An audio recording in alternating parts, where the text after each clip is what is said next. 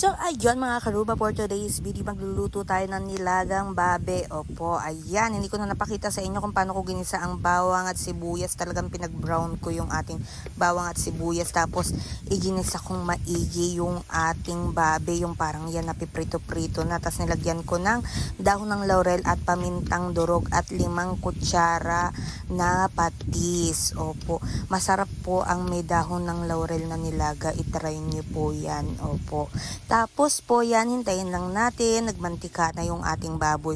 Tutubigan na po natin siya at palalambutin.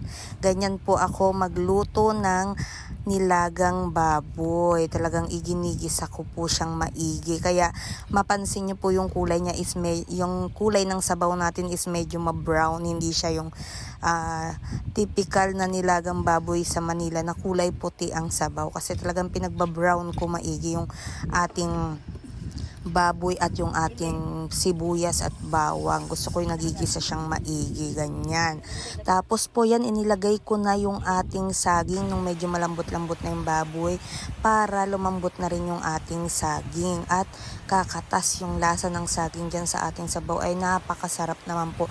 Eto na naman tayo sa saging na saba. Dyan ako laging pinupuna ng mga Ilocano dahil di ba nga dito sa Ilocos ang tawag nila dyan sa saging is saba lang. Lahat actually ng saba, ng saging, ang tawag nila is saba. So kapag sinabi kong saging na saba, pinagtatawanan nila ako dahil nga sabi nila saging na saba pa, ganon. Kasi nga saging is saba, parang ganon.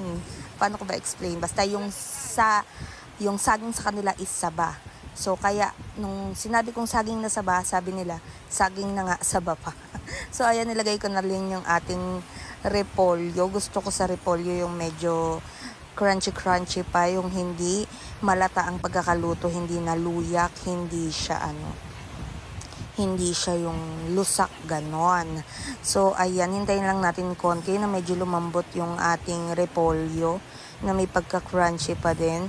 At pwede na tayong kumain na sakto. Tingnan nyo naman ang lakas ng ulan, diba, sa background ko. Saktong-sakto, ang sarap humigop ng mainit na sabaw. Ang galing ng pagkakataon. Kung hindi, ang init ng ulam namin, tas ang init ng panahon, pawis na naman kami.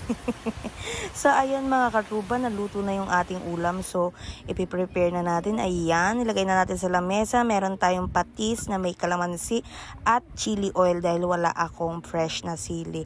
So, ayan mga karuba. Thank you for watching, mga ninkaruba. Bye-bye!